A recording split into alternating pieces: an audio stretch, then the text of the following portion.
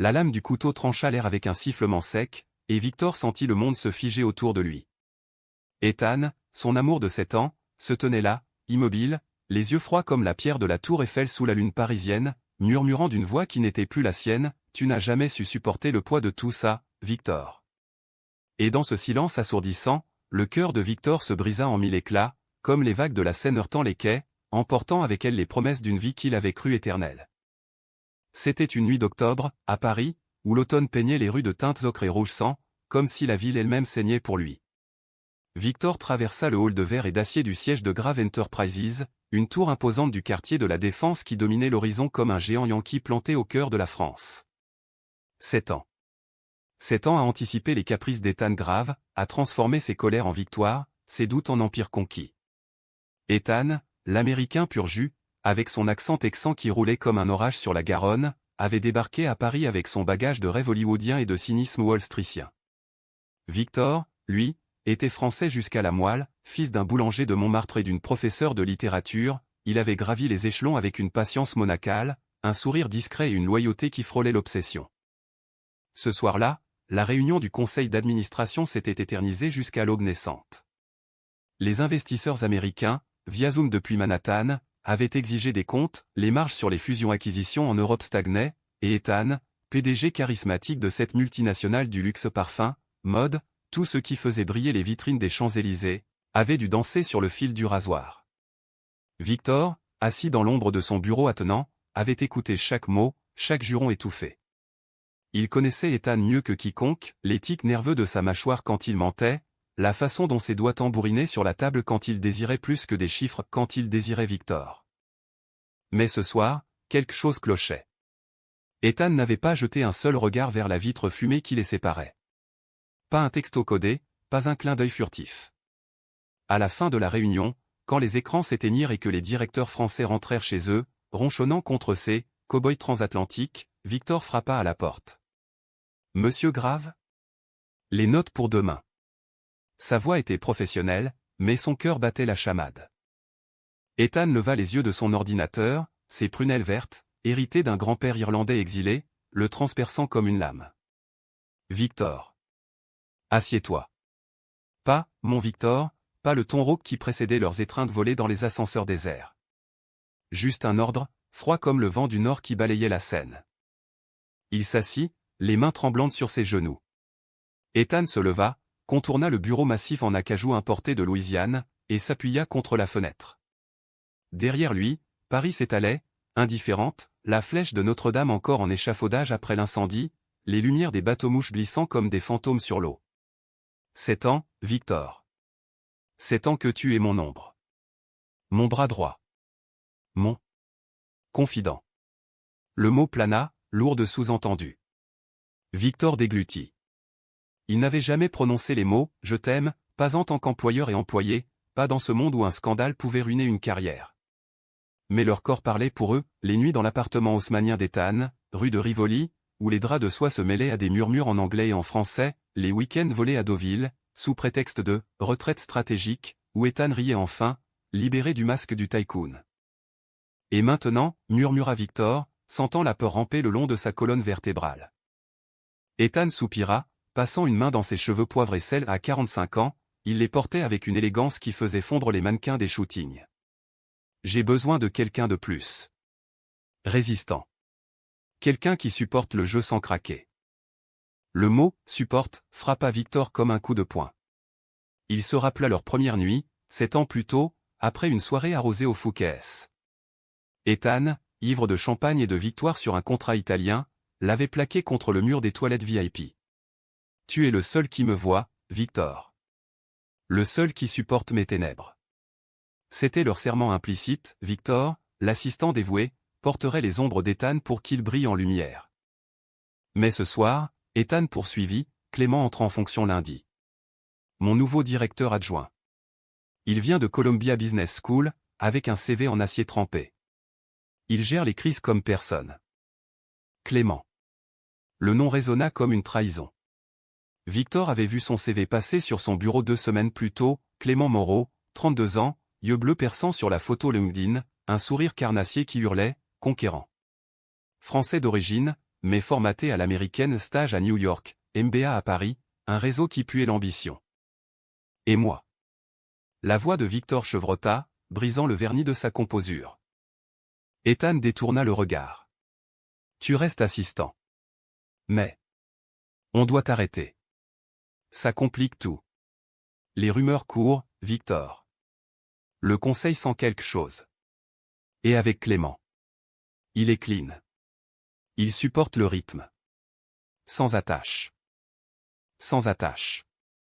Les mots lacérèrent l'âme de Victor. Ces temps d'attaches invisibles, les petits déjeuners au café de Flore où Ethan commandait un croissant en grommelant contre les grèves des transports, les voyages à Cannes pour le festival, où il se promenait incognito sur la croisette, main dans la poche pour ne pas se toucher, les crises de panique d'Ethan après la mort de son père, un magnate du pétrole texan, et Victor qui le berçait dans le noir, murmurant des vers de Baudelaire pour apaiser la bête.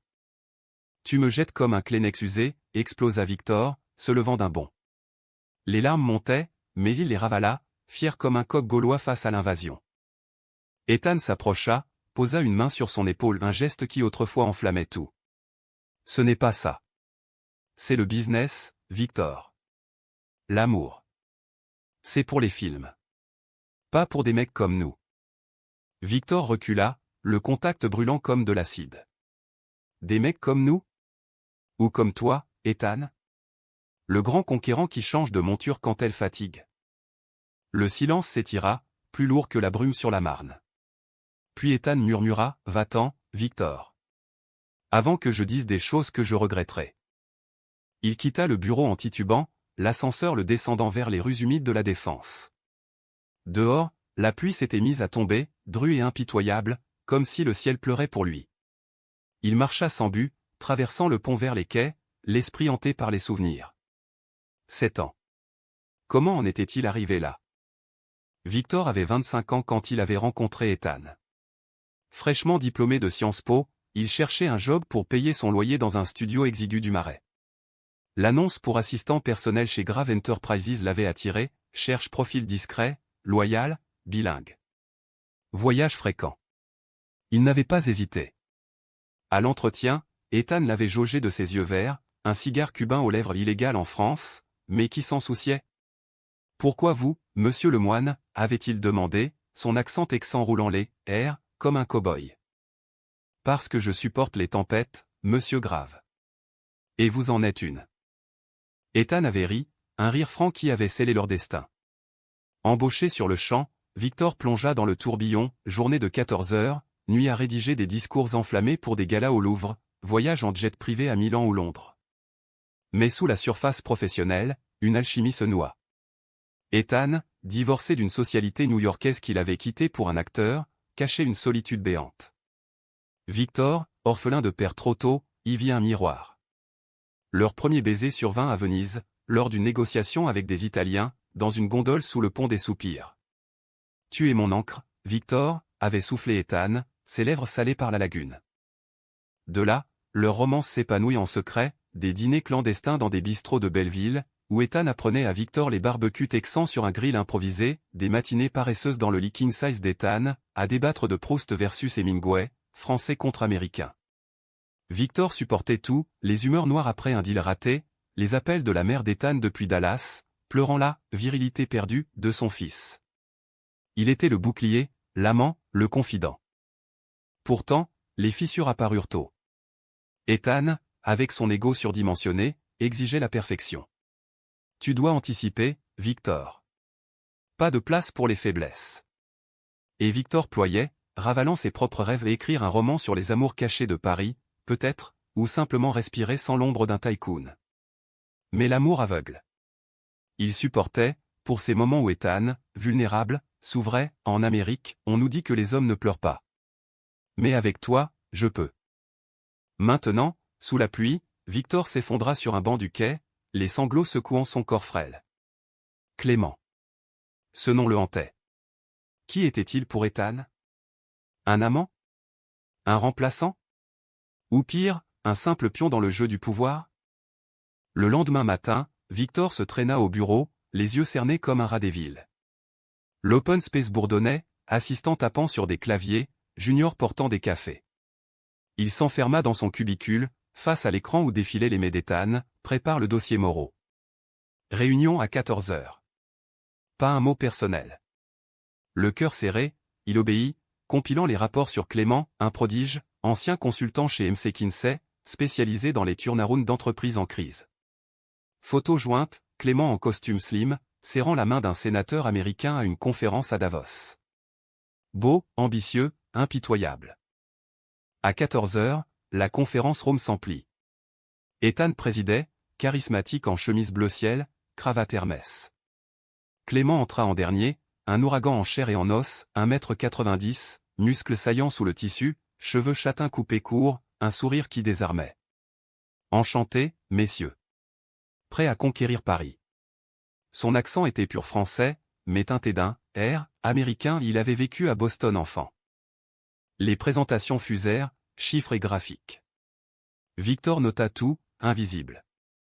Mais quand Clément croisa son regard, un éclair passa, curiosité. Pitié. Ethan, lui, ne le vit même pas. À la fin, il tapa l'épaule de Clément, bienvenue dans l'équipe, Buddy. On va faire des étincelles. Victor quitta la salle en premier, le ventre noué. Dans les toilettes, il vomit son café, les murs carrelés renvoyant l'écho de sa détresse. Supporte, Victor. Supporte, se murmura-t-il, se rinçant la bouche. Mais pour la première fois, il douta. Les jours suivants furent un supplice. Clément s'installa dans le bureau adjacent à celui d'Ethan, et Victor devint le messager involontaire. Clément veut voir les projections Q4. Apporte le lunch pour deux. Des déjeuners partagés, des rires filtrant à travers les cloisons. Victor les imaginait, Ethan racontant ses anecdotes texanes, Clément riant de bon cœur, leurs genoux se frôlant sous la table. La jalousie le rongeait, acide et tenace. Une nuit, incapable de dormir, il erra dans le marais, passant devant les bars gays où, jadis, Ethan et lui s'étaient découverts. Le Cox, avec ses néons roses, le Banana Café, où ils avaient dansé incognito. Il entra au silence, un lounge discret, et commanda un whisky. Assis au comptoir, il observa les couples, deux hommes s'embrassant dans un coin, tendre et libre. Pourquoi pas nous, pensa-t-il, amer. C'est là que son téléphone vibra. Un message d'Ethan vient à l'appart. Besoin de parler. Le cœur battant, Victor obéit, élant un taxi sous la lune voilée. L'appartement rue de Rivoli était un sanctuaire de luxe, tapis persan, tableau de Basquiat volé à des galeries new-yorkaises, une vue sur les Tuileries.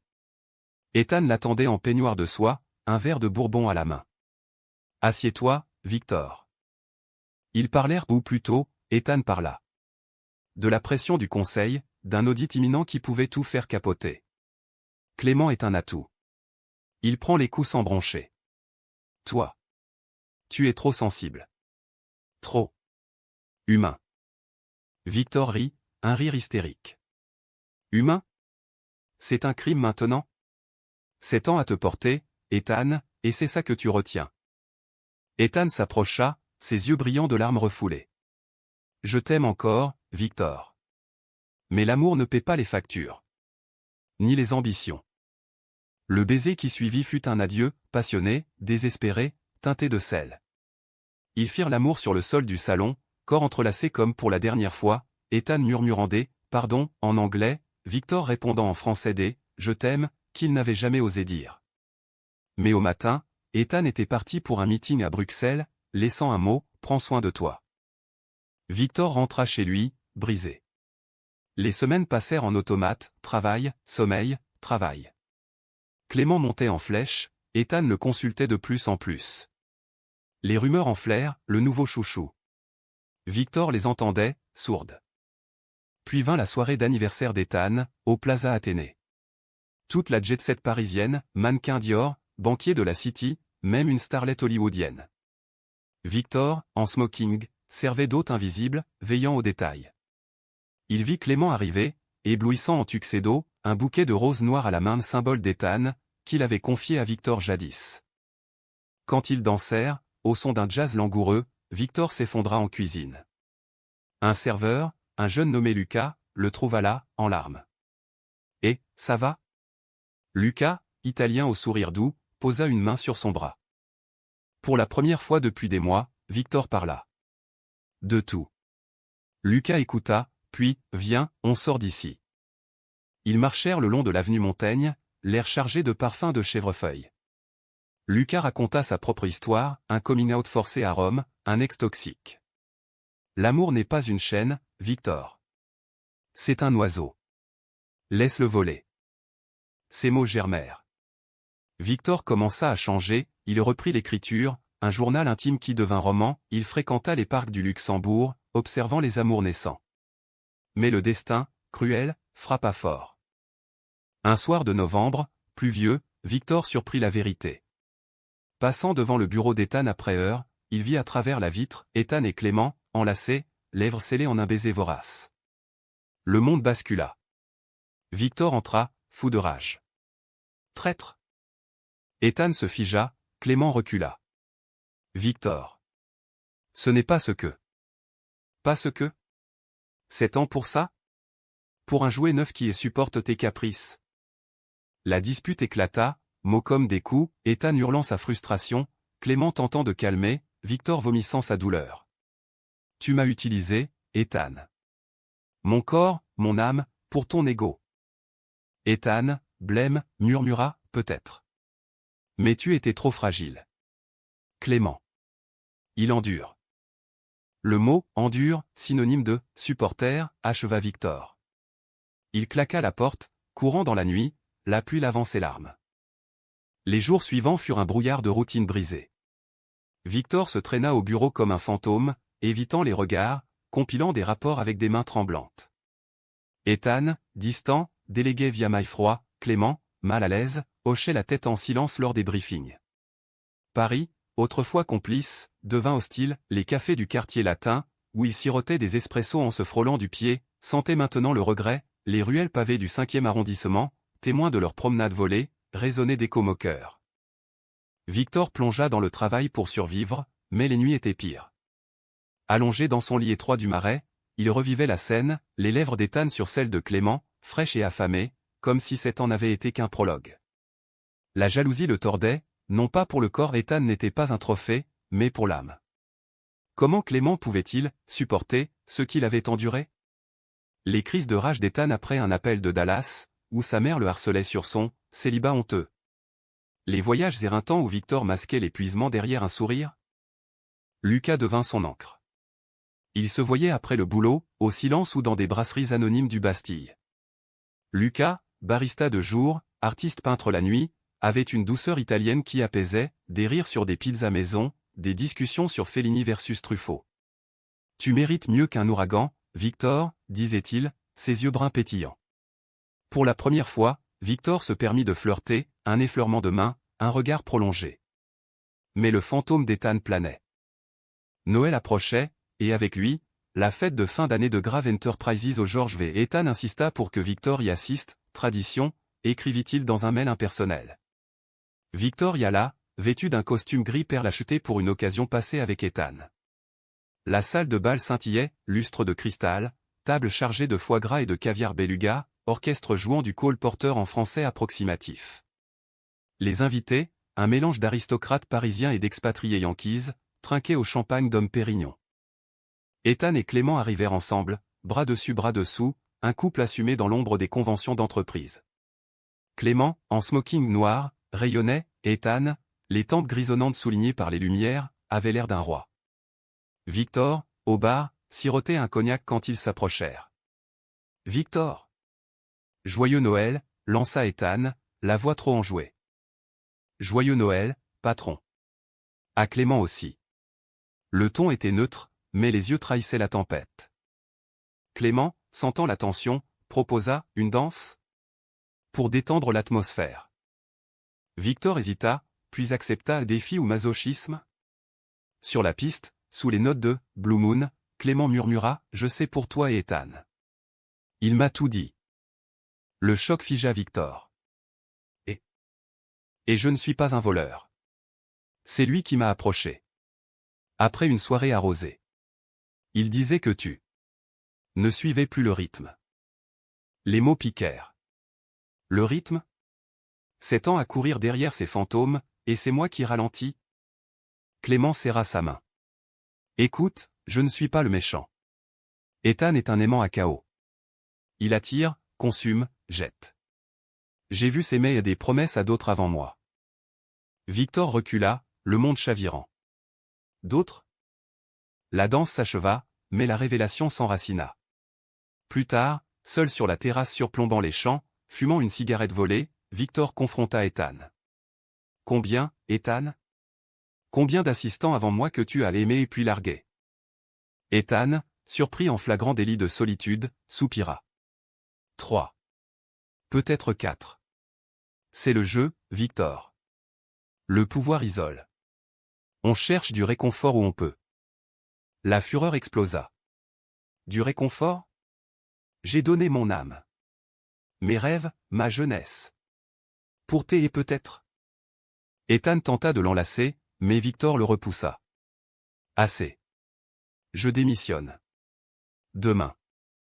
Le lendemain, la lettre partit, formelle, irrévocable. Ethan appela, supplia, reste. On peut arranger ça. Clément n'est qu'un intermède. Mais Victor raccrocha, le cœur en miettes mais allégé.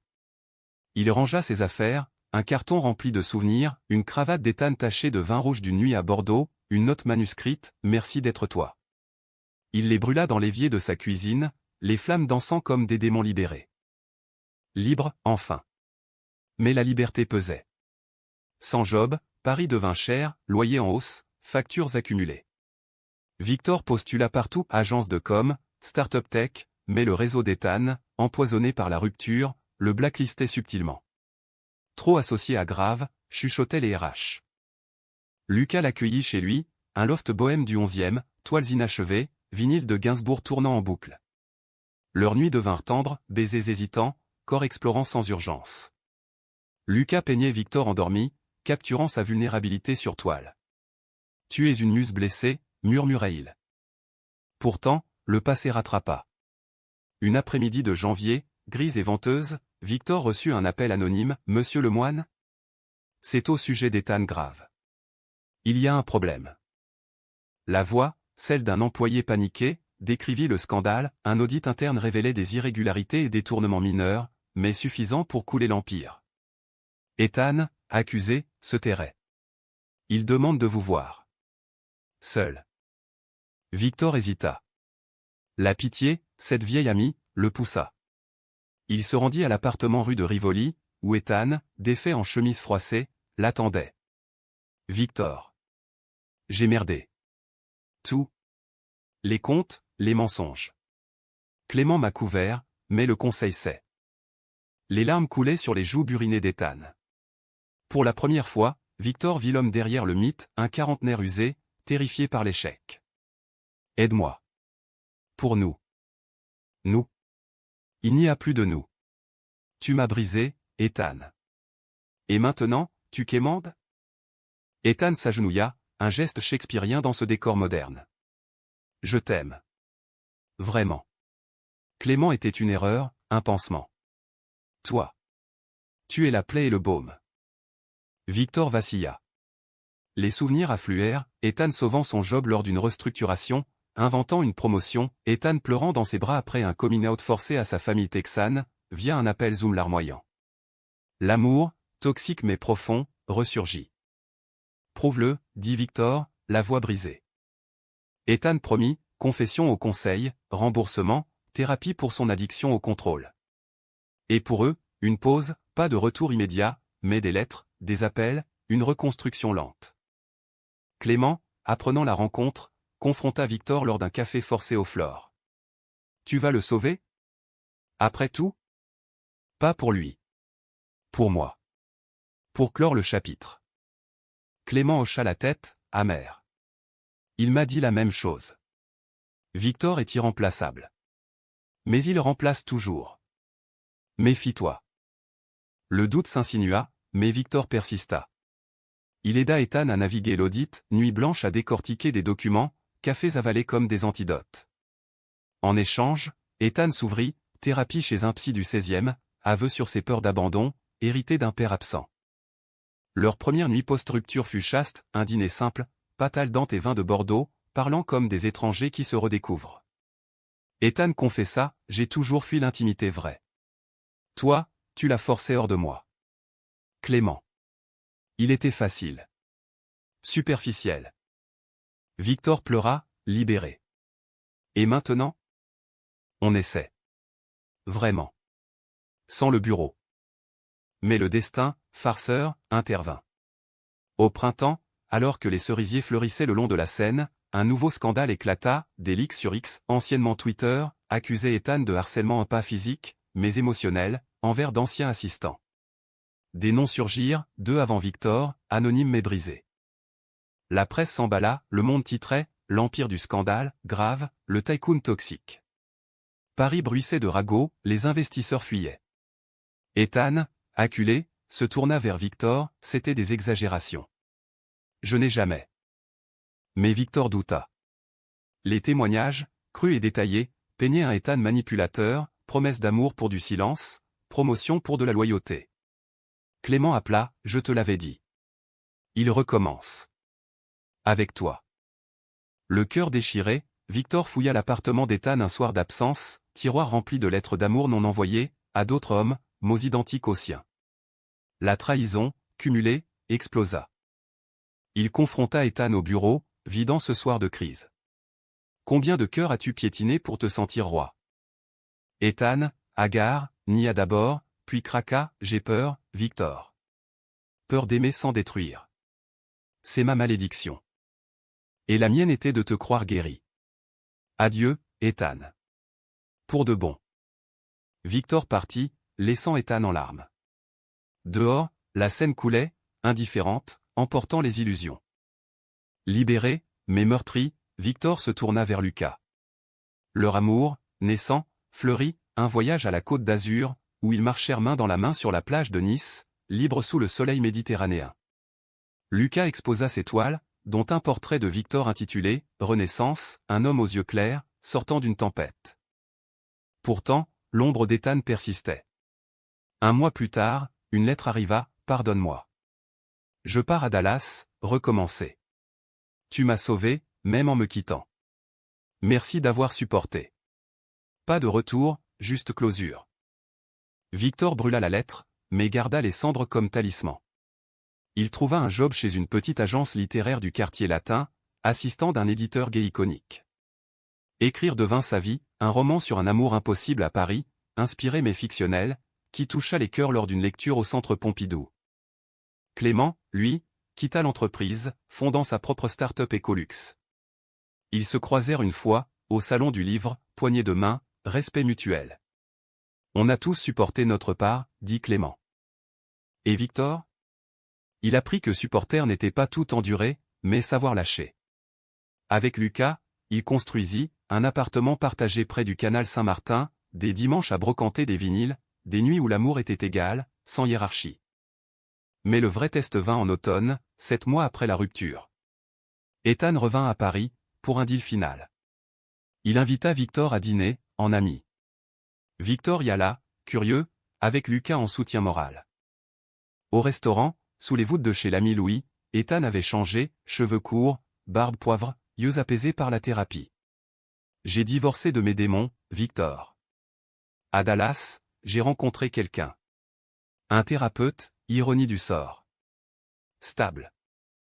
Victor sourit, soulagé. Bien. Tu mérites ça.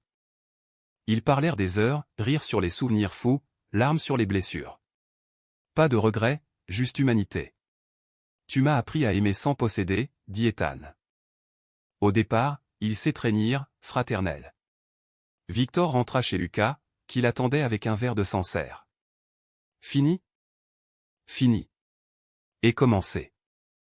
L'hiver s'installa à Paris avec sa cape de givre, enveloppant la ville d'un manteau blanc qui étouffait les bruits et les regrets. Victor, désormais immergé dans le monde des lettres, trouvait une paix précaire dans les piles de manuscrits jaunis et les cafés fumants du quartier latin. Son roman, Ombre sur la Seine, avançait, une histoire d'amour gay entre un expatrié américain et un Parisien mélancolique, tissé de trahison et de rédemption, miroir déformé de sa propre vie. L'éditeur, Monsieur Duval, un sexagénaire moustachu aux lunettes rondes, le guidait avec une tendresse paternelle, écrit avec le cœur, « Mon garçon. C'est là que réside la vérité. » Lucas, de son côté, exposait dans une galerie du Marais, ses toiles abstraites tourbillons de bleu et de gris évoquant des tempêtes intimes attirant une clientèle branchée. Leur vie commune, rythmée par des matins paresseux et des soirées théâtre au Vieux Colombier, était un havre. Pourtant, sous la surface, Victor luttait, des nuits d'insomnie où le fantôme d'Ethan murmurait et si, des doutes sur sa capacité à aimer sans peur. Le nouvel an approchait, et avec lui, une invitation inattendue, le lancement d'un nouveau parfum de Grave Enterprises, Eternal Shadow, ironiquement parfumé aux notes de tubéreuse et de vétiver, senteur que Victor avait choisi pour Ethan lors d'un voyage à Grasse. « Viens, pour tourner la page », avait écrit l'assistant d'Ethan dans un mail poli. Victor hésita, consulta Lucas, c'est du passé. Mais si ça te hante. Va. Et reviens plus fort. Il y a la seule, en queue de pie noire, le cœur battant comme un tambour de carnaval. Le carrousel du Louvre, transformé en écrin de cristal, bruissé d'élite, influenceur en robe scintillante, journaliste de Vogue, et au centre, Ethan, métamorphosé. Plus mince, les traits adoucis par des mois de sobriété, pas d'alcool, pas de cigarettes, il présidait avec une humilité nouvelle. Clément n'était pas là, rumeur disait qu'il avait rompu après le scandale, fuyant vers Londres pour un poste chez LVMH.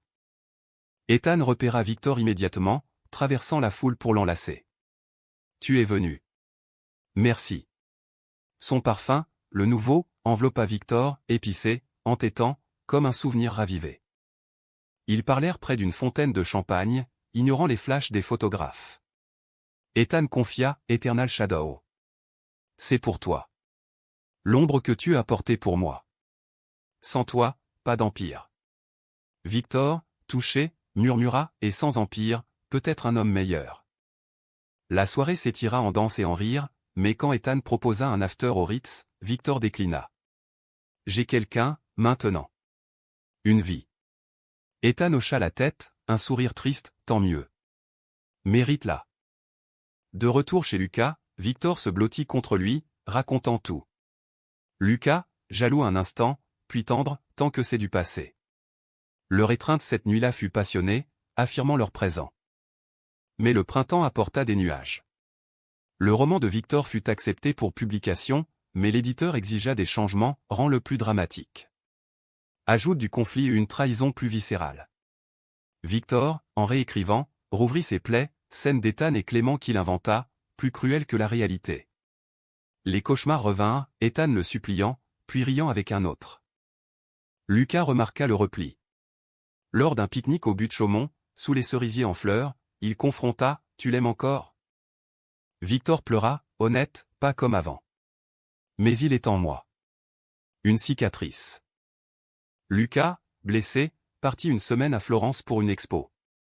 Seul, Victor déambula, Notre-Dame renaissante, symbole d'espoir, le Pont Neuf, où il avait embrassé Ethan pour la première fois. Il appela Clément, sur un coup de tête. Café ? Besoin de chlore. Ils se virent au Procope, le plus vieux café de Paris, entouré de fantômes voltairiens. Clément, plus mature, cheveux rasés, costume casual, j'ai fui Ethan parce qu'il me consumait. Comme toi. Mais j'ai appris, l'amour n'est pas une bataille. Clément révéla des détails, des nuits où Ethan pleurait son nom à Victor, même avec lui, des promesses de « pour toujours » qu'il brisait au matin. Il est brisé, Victor. Pas mauvais, juste perdu. La conversation libéra Victor. Il rentra, écrivit une lettre à Ethan non envoyée, merci pour la douleur. Elle m'a forgé.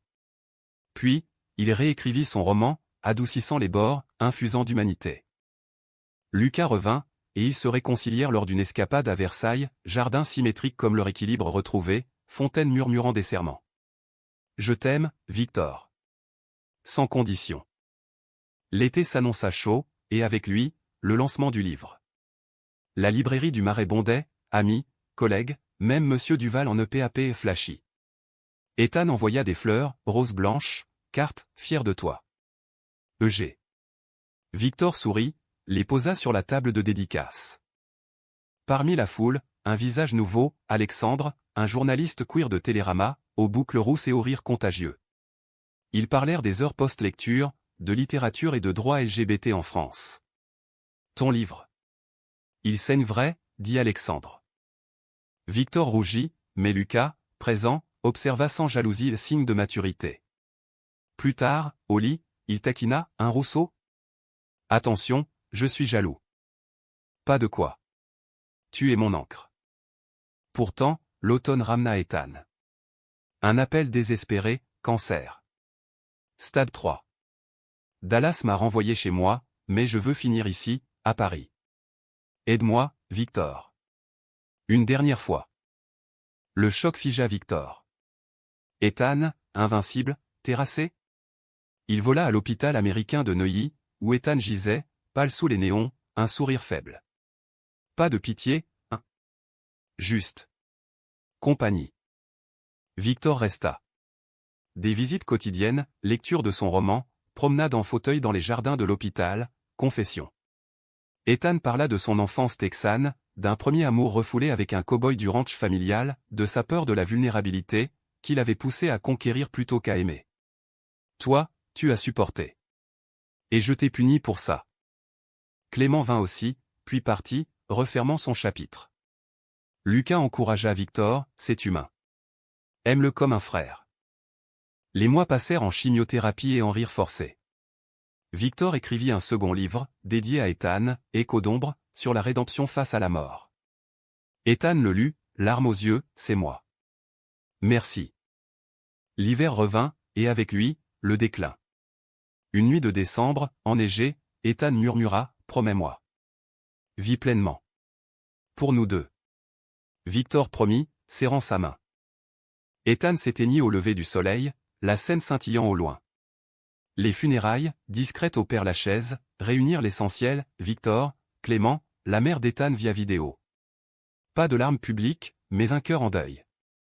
Victor hérita de rien et Ethan avait tout légué à des causes LGBT, mais d'une lettre, tu étais mon vrai empire. Supporte la vie, maintenant. Avec joie. Le printemps fleurit, et Victor, avec Lucas et Alexandre en ami, avança. Son amour avec Lucas s'approfondit, fiançailles sous les ponts de Paris, un appartement plus grand près du jardin des plantes.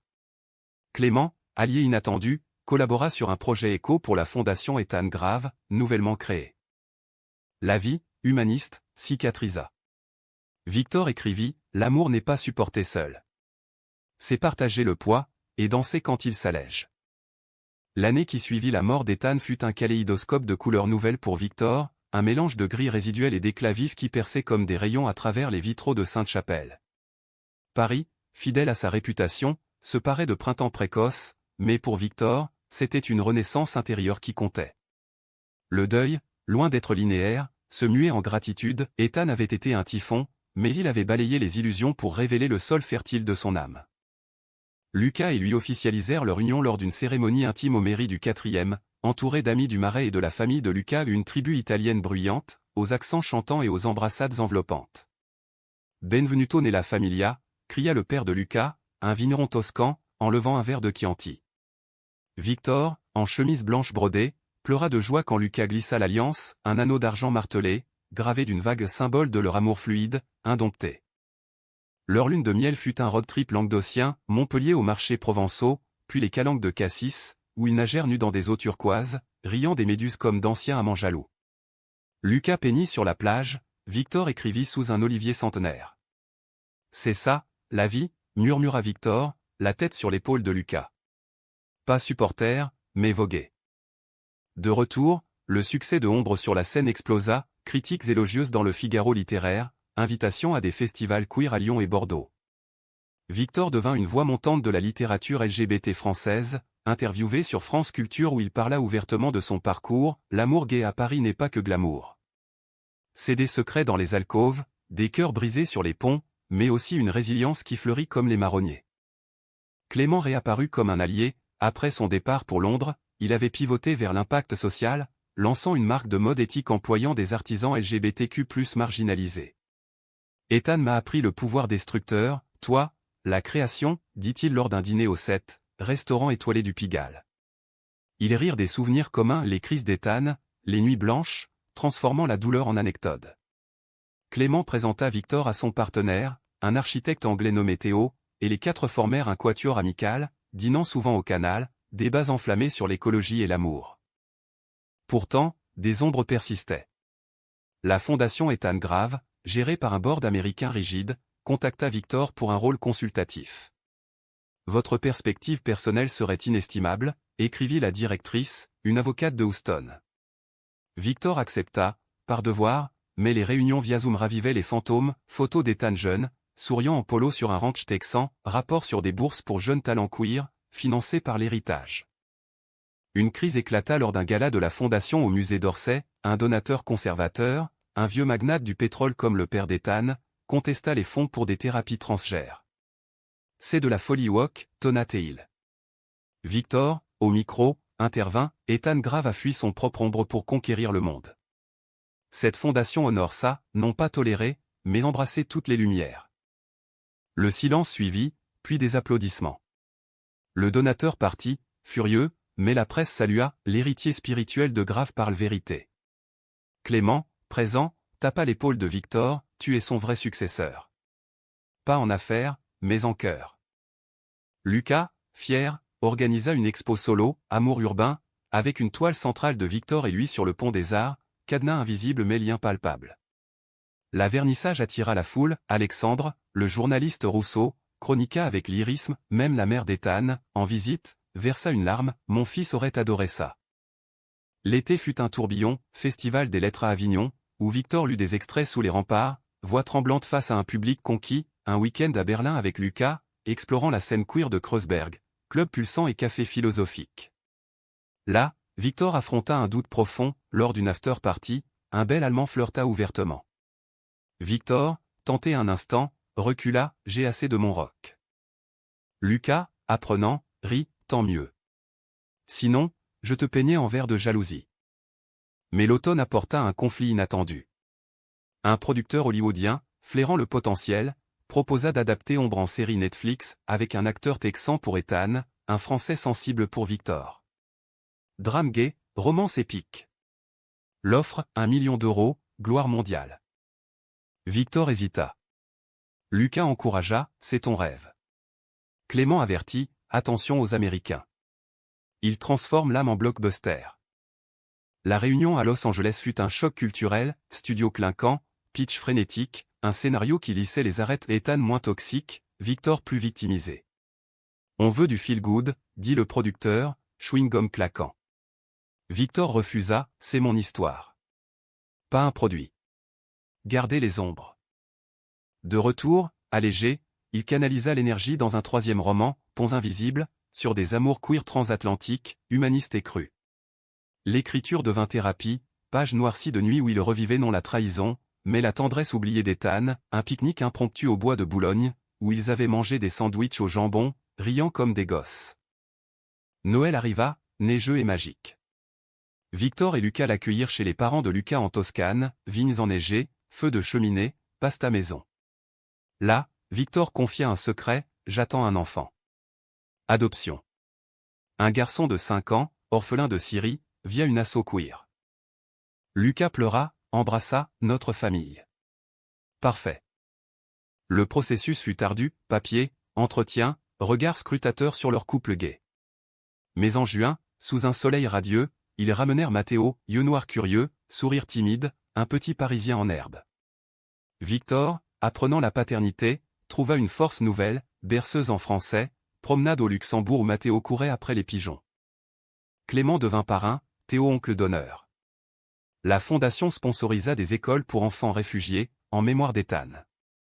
Victor écrivit un essai, supporter n'est plus mon fardeau. C'est mon cadeau, à Lucas, à Matteo, à la vie. Pourtant, un dernier écho d'Ethan surgit. Une boîte posthume, envoyée par l'avocat, un disque vinyle, Sinatra chantant My Way, et une note, écoute ça quand tu doutes. Tu l'as fait, à ta façon. EG. Victor l'écouta au gramophone du loft, Matteo endormi sur ses genoux, Lucas peignant à côté. Les notes emplirent l'air, et pour la première fois, Victor dansa lent, joyeux, avec son mari. Pas de regret, juste plénitude. Les années s'écoulèrent comme les eaux paresseuses de la Marne en été, portant Victor vers des horizons qu'il n'avait osé imaginer dans les ombres de son passé. À 35 ans, il était devenu un pilier de la scène littéraire parisienne, Ponts invisibles remporta le prix Renaudot des lycéens, une distinction qui le catapulta dans les salons des Invalides et les plateaux de C'est à vous. Les interviews se succédaient, où il plaidait pour une visibilité queer nuancée, pas de tragédies éternelles, mais des vies complètes, avec leurs fêlures et leurs triomphes. Matteo grandissait, un tourbillon de 6 ans aux boucles sombres et à l'appétit vorace pour les histoires. Victor lui lisait le soir des contes de Perrault revisités, où les princes étaient parfois des princesses, ou ni l'un ni l'autre. Lucas, exposant désormais à l'international une rétrospective à la Biennale de Venise, rentrait avec des anecdotes de collectionneurs excentriques. Leur loft du canal Saint-Martin, agrandi d'une chambre colorée pour Matteo, résonnait de rires, dîners italo-français, où les spaghettis se mêlaient aux escargots, et des vendredis théâtre, billets pour le Châtelet. Clément et Théo, installés à Paris après le Brexit, devinrent de la famille élargie. Leur marque Ecolux prospérait, boutiques éphémères aux Galeries Lafayette vendant des vestes en lin recyclé cousues par des artisans trans d'Asie. Les dimanches barbecue dans leur jardin du 14e étaient sacrés, viande grillée pour les hétéros invités, options végé pour les puristes, et des débats enflammés sur le climat, ponctués de bulles de Prosecco. La fondation Ethan Grave, sous la houlette de Victor comme ambassadeur, fleurissait, bourse pour écrivains queer, atelier d'écriture à la maison des journalistes, un centre de soutien psychologique au Marais. Lors d'un événement au centre Beaubourg, Victor prononça un discours qui fit couler des larmes. Ethan n'était pas un saint. Il était humain infaillible, passionné, destructeur parfois. Mais sa leçon ? L'amour guérit quand on le laisse entrer, s'enchaîne. La mère d'Ethan, Agnès, visita plus souvent, une veuve texane aux cheveux teints roux et au cœur tendre. Elle et Victor se lièrent sur des promenades au Trocadéro, elle racontant des anecdotes d'enfance d'Ethan, un gamin sensible aimant les chevaux plus que les fusils, lui partageant des chapitres inédits. « Tu l'as sauvé, en le laissant partir », murmura-t-elle un jour, serrant sa main ridée. Pourtant, le passé n'était pas tout à fait apaisé. Un automne pluvieux, 10 ans après la rupture initiale, un jeune assistant contacta Victor. « Monsieur Lemoine ? Je travaillais pour Grave avant. Ethan m'a promis monts et merveilles, puis jeté. Votre livre m'a aidé à guérir. » Les histoires affluaient, un cœur de voix blessée. Victor les écouta, créant un podcast, Écho caché, témoignages anonymes sur les amours toxiques au travail. Succès viral, il devint thérapeute involontaire, modérant avec empathie. Lucas, observant, taquina, de victime à sauveur. Classique français. Mais une nuit, après un épisode émouvant, ils se disputèrent. Matteo, 7 ans, avait surpris une conversation sur Ethan. Papa Victor avait un autre amour, demanda-t-il, yeux grands. Victor, paniqué, expliqua maladroitement, oui, mais c'était une leçon. Comme dans tes livres, où les héros grandissent des erreurs. Lucas, blessé par le secret implicite, explosa, tu le portes encore. 10 ans, et il hante nos murs. La crise éclata, nuit séparée, thérapie de couple chez une psy lesbienne du 6e. Victor admit, Ethan est une partie de moi. Pas un regret, une fondation. Sans lui, pas de nous. Lucas, vulnérable, confia sa peur, et si je ne suffis pas ? Si tu rêves encore de Ticons ? La réconciliation vint lors d'un week-end à Honfleur, tempête normande, feu de cheminée, Matteo jouant aux échecs avec un feuilleté. Ils parlèrent nus d'âme, corps et mots entrelacés. Tu es mon présent éternel, jura Victor. Lucas rit, et moi, ton futur infini. Matteo, intuitif, devint leur pont, un dessin de 3 sur un pont parisien, cadenas doré reliant leur cœur. Victor l'encadra, talisman familial. À 40 ans, Victor publia Familles invisibles, un manifeste sur la parentalité queer, dédié à Matteo. Lancement au Salon du Livre, foule en liesse, discours émouvants, supporter n'est plus un verbe solitaire. Ces collectifs, avec Lucas, mon pilier, Matteo, ma joie, Clément, mon frère d'armes, et même Ethan, mon fantôme bienveillant. Clément, ému, leva son verre, à nous, les survivants. La vie, romanesque, offrit un épilogue doux amer. Agnès mourut paisiblement à Dallas, léguant à Victor un ranch texan minuscule, pour que tu goûtes l'Amérique d'Ethan. Ils y allèrent en famille, Matteo chevauchant un poney, Lucas peignant les plaines infinies, Victor écrivant sous un ciel étoilé, sentant Ethan sourire depuis les nuages. De retour à Paris, sous les lumières de la tour Eiffel scintillant pour les Prides, Victor dansa avec Lucas, Matteo sur leurs épaules. La musique pulsait, cœur battant en unisson. Pas de fin tragique, mais une humanité rayonnante, amour supporté, partagé, célébré. Et dans le silence des nuits, Victor murmurait à l'ombre, merci. pour le chaos qui m'a mené ici.